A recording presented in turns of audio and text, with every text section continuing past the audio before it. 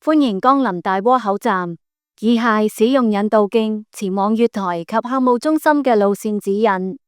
如要前往月台，請於閣下現時身處位置左轉，沿引導徑前行至第一個分叉口左轉，再前行至第二個分叉口左轉，然後沿引導徑一直前行，便可到達入閘機。如選擇使用樓梯前往月台，請於入閘後沿引導徑前行至第一個分叉口右轉，再前行，便可到達通往月台之樓梯。到達月台後，右邊為往中環方向之月台，左邊為往荃灣方向之月台。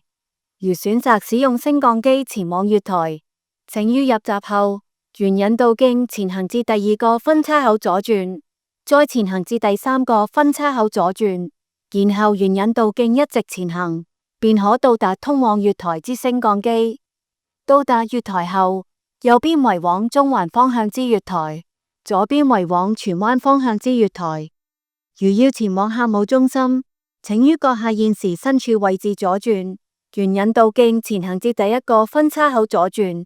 再前行至第二個分叉口右轉，然後前行至第三個分叉口右轉，再前行至第四個分叉口左轉，再一直前行，便可到達客務中心。